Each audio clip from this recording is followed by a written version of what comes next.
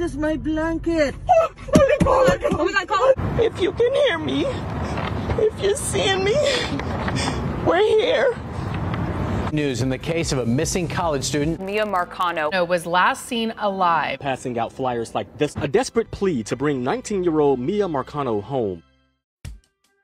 Today's case is out of Orange County, which is centrally located in the state of Florida, with a population of 1.4 million people, making it the fifth largest populated county. It's seated in Orlando and best known for having one of the top research universities, the University of Central Florida. Many college students begin their journeys in different places around the world, and it's often far away from the place they've always called home. As was such for 19-year-old Miya Marcano. She was a bright and beautiful young college student who fell into the obsession of a stranger that would not only take her life, but all of the details of her last moments to his grave. Miya Marcano of Lauderdale Lakes, Florida, was born on April 26, 2002. She was born in the Virgin Islands and proudly embraced her Caribbean culture. She came from a large and loving family, and everybody was very close. Her social media is full of snapshots of her smiling or laughing with her family and friends. Miya was a well-rounded person. She enjoyed modeling, horseback riding, cheerleading, and many other things. She also loved traveling to different parts of the world. Miya graduated from Flanagan High School in 2020, and after taking a few courses elsewhere, she enrolled in Valencia College in Orlando, Florida, with her sights set on a degree in sports medicine. While enrolled at Valencia College, Miya got a job working for the leasing department at the apartment complex she lived in, which made not having a car very convenient. She could get to and from work within minutes, never have to worry about traffic, and save money that would otherwise be spent on gas. So of course, some would say this was the ideal setup for a young college student. On Friday, September 24, 2021, Miya had plans to catch a flight home to Fort Lauderdale to visit with her family and close friends. She was supposed to work until 5 p.m. that day, and then she would be heading to the airport immediately after. But young Miya would never catch her flight. Her plane was scheduled to depart Orlando at approximately 8:50 p.m., but when she didn't arrive at the airport in Fort Lauderdale, her family became worried. They soon learned that she never boarded her initial flight. Orange County Sheriff's Office, this line is being recorded. This is Operator Winstead. How may I help you? Calling to find out if I can have a wellness check.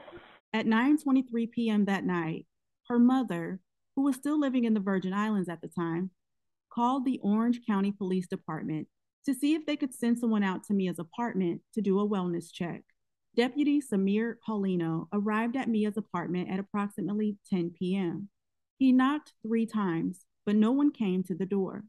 In the meantime, Miya's mother had been in contact with her roommate and informed Deputy Paulino that she was notified of Miya's disappearance and was on her way to meet him at the apartment.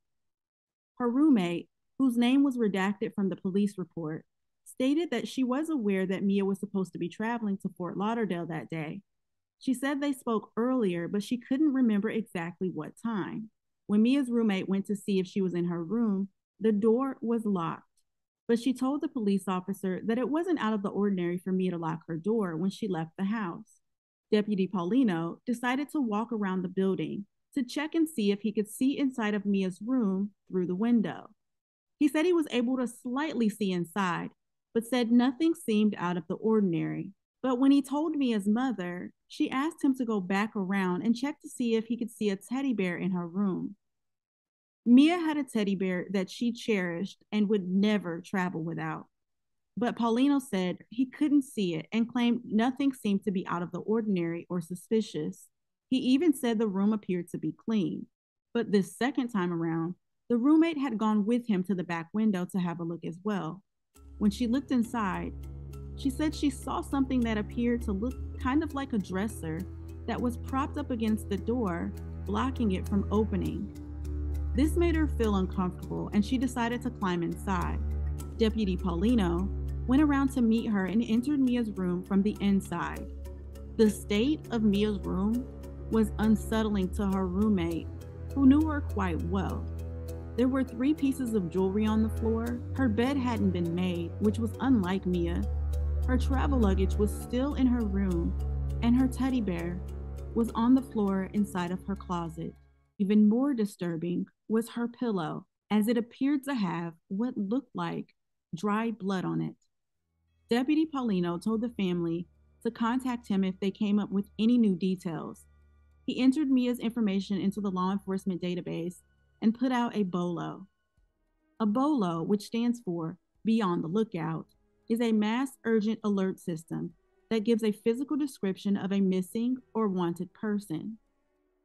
As soon as they realized she was missing, some of Miya's aunts and other family members traveled the 4-hour commute from Fort Lauderdale to look for her and find out what was going on. They arrived hours later that same night and met up with her roommate and close friends from the apartment community. Together they canvassed the area. Some searched the apartment again, while others walked the neighborhood. Soon, Deputy Paulino would get another call for service back to Miya's apartment. By this time, it was the early hours of the following morning and still dark. When he arrived, there were 20 of Miya's family members and friends outside of her apartment. They'd called the police back to file yet another report because one of them found a box cutter hidden underneath a rug in Miya's room. At approximately 3:25 a.m. on September 25th, while still gathered outside at her apartment, a man shows up. This man was 27-year-old Armando Caballero, a maintenance guy who worked at the Arden Villas apartments with Miya. The family soon realized they were already familiar with him by name because Miya had complained to them about Armando several times before. She said he asked her out, and when she declined, he began stalking her and wouldn't leave her alone. To their knowledge, he was known as the annoying guy who was obsessed and nearly infatuated with her. According to Miya, he texted her constantly, would send her money via Cash App, which she would return, and even spoke of giving her his life savings. He immediately asked if they were looking for Miya, so they interrogated him on the spot. We have all seen the text. You talked about giving her your life savings. You cash apped her money, and you claim that you weren't in touch. Who told her gave it's her on life text. savings? I never As a said matter that. of fact, we're going to get a police report to pull your phone records if that's the case. He said he was concerned and learned about Miya's disappearance from someone by the name of Tati, a person the family nor Miya's roommates had any knowledge of. He even claimed to be on the phone with this alleged Tati person, who was the one that told him about Miya's disappearance. But when asked by the family how Tati found out, instead of just asking her why he was already on the phone, he tells them he doesn't know. The family wondered whether Tati was even a real person or just someone he made up to buffer the suspicion of why he showed up. Armando was questioned by police while he was there, and he told them the last time he saw Miya was around 3 p.m. at work the day before. Police didn't have evidence to justify apprehending him, so eventually they had to let him go. When Armando got back in his car, a key fob fell out of his pocket. The family took the fob to the apartment leasing office to try and find out what unit it belonged to, but the apartment staff said they couldn't give out that information. And though they officially reported her missing on September 25th, the days were passing by and things were moving slowly. Allegedly, investigators by this time hadn't viewed any surveillance footage or put forth any additional effort to find Miya. As a matter of fact, they told the family they wanted to wait an entire week before investigating her disappearance even further. This became a source of contention between the community and law enforcement because it was evident they weren't doing enough, and at most, the bare minimum. So disgruntled friends and family members decided to conduct their own search parties and reach out to as many people and media outlets as possible. Miya's aunt even sat outside her apartment complex for hours, scoping the area in search for leads. They made sure to keep a close eye on Armando as well, which proved to turn up a disturbing discovery. And we said the same thing. Why haven't they gone into his apartment? Why didn't they search him? But he had a screwdriver in his front, the passenger side. Hold on. We watching that. He's still in. Kaylee, tape it, huh?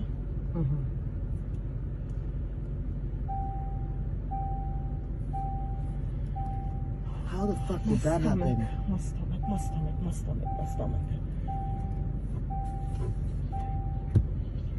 What is he doing? What is he taking out?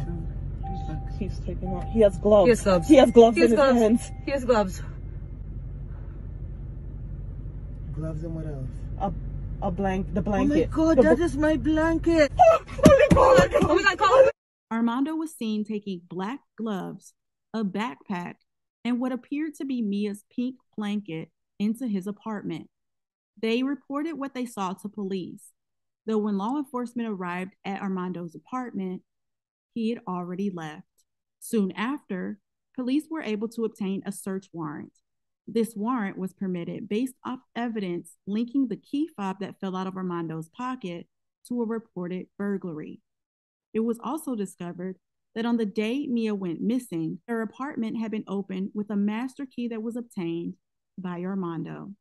According to surveillance, he'd used the key fob to let himself into Mia's apartment while she was still at work that day. Miya arrived home at approximately 5:06 p.m., and at 5:52, Armando is seen leaving her apartment. At 7:02 p.m. that evening, a phony maintenance call was placed to another residence by Armando, and investigators later speculated that he did this to create an alibi for himself so that he could say that he wasn't anywhere near Mia's apartment at the time she went missing. Police proceed to search Armando's apartment, though what turned up was not at all what they expected. When inside, police discovered Armando hanging inside of the apartment garage. To many, this was a clear admission of guilt, but the family was even more furious because there was still no sign of Miya, and the one person they suspected to know of her whereabouts was now gone. The family held a candlelight vigil for Miya, and many people from all over gathered to join hands in prayer for her safe return. She was loved by so many people, and her disappearance was a great upset to those who loved her. Miya and her grandmother, whom you see here, were very close. One of the most heartwarming pieces of footage I've come across is of the two of them dancing together. They had the most adorable relationship. And after hearing her grandmother's prayer at the vigil, I can truly say that nothing's ever pulled on my heartstrings more than the words in her prayer. My God and King, give her the signs to show us where she is. Father God, a sweet child, my God and King, bring her home. Father God, protect her. Jesus, now Son of David, you fought for Daniel in the lion's den. You fought for Shadrach, Meshach, and Abednego. My God and King, come and fight for my grandchild. Bring her to me, dear Jesus. Father God, you're breaking my heart. My God and King, why have you abandoned me, dear Jesus? Father God, bring her to me, Lord. Oh my God, you are breaking my heart, Jesus. I have no strength left. My God and King, bring her home, Father. Bring her home, dear Jesus. Protect the Lord from the hands of the devil. She said, "You're breaking my heart, Jesus. I have no strength left." I don't wish that kind of heartbreak or pain on anyone. Deputies discovered what they believed to be Miya's body near the TimberScan condominiums. Overgrown fields, trash, and abandoned buildings line the area where she was found. October 2nd, 2021, 8 days after she went missing, Miya was found in a wooded area in a place that was visited by Armando the day after she went missing. She was found wearing just a robe, her jeans, and a bra. There was duct tape around her mouth, feet, and wrists, and her purse, which contained her ID, was also found at the scene, though the autopsy never revealed her cause of death. Mia's family was angry at the management of the complex because they believed her death was preventable. Miya complained about Armando to the apartment staff on several occasions, yet they didn't do anything about it. Witnesses say Caballero was obsessed with Miya. There were texts from him that family and friends called obsessive, and Caballero would get upset if Miya did not respond to the texts. This one from him said, "I know I come off strong and crazy, but I was literally like feeling you, like drift away. It bothered me because a bond so natural like we had is not common." The family also noted the subpar security in place for the complex. They didn't have sufficient cameras or a properly manned gate. Also, it was revealed that several other people in the complex had complained about Armando's weird behavior in the previous months. And like Mia's, their complaints would also go ignored. 6 months prior, a woman from another apartment complex Armando worked in reported that a brick was thrown through her window after she declined to go out with him. The victim stated she had plans to go out with Armando, but when he changed them and wanted to meet up on a last-minute date, she declined.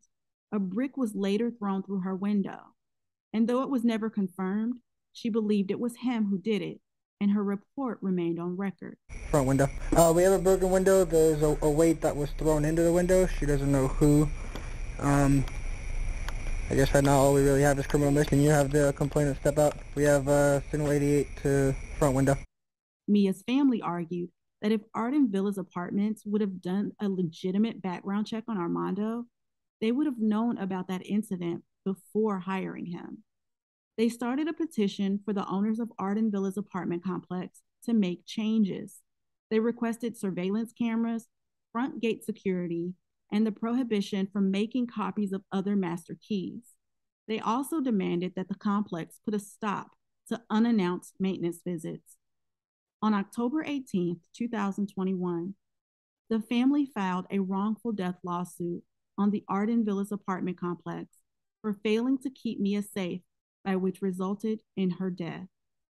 They created Miya's Law, which demands apartment complexes do their due diligence with background checks and implementing safety for residents who reside with them. Through researching this case, I learned a lot about the regulations regarding apartment complexes and safety, and what I found was scary. For one, Miya's Law was absolutely necessary. Prior to Miya's Law, Florida landlords were given free access to enter apartments with as short notice as 12 hours, evict tenants for reporting safety concerns, evade criminal penalties for employees who use their accesses to commit crimes, and hire employees to obtain master keys without conducting proper background checks. Miya's Law was put in place to demand a safe and secure living environment. And who would have thought that such basic rights would be something that one would have to even fight for? Yet, thanks to the persistence and perseverance of Miya's family, Miya's Law was approved by the governor on June 8, 2022. You can view the entire bill below. And if you would like to still sign the petition just to show your support, you can still do that as well. I've left the access link to that below also. Miya Marcano was just 19 years old. She had dreams, she had plans, she had goals. She had her entire life ahead of her. She did not deserve any of this, nor should her family have had to endure the pain of losing her. It's not okay. And even more disturbing, it's becoming too often that these stories are told where a man or a woman does not know how to accept rejection. We've got to do better. People do not owe you anything. And if someone is not interested in you, move on. Simple as that. I pray that Miya Marcano rest in paradise and that her family finds peace in the legacy of her memory. You will never be forgotten, Miya. Thank you so much for watching. And until next time, my name is Shiro, and I'm out.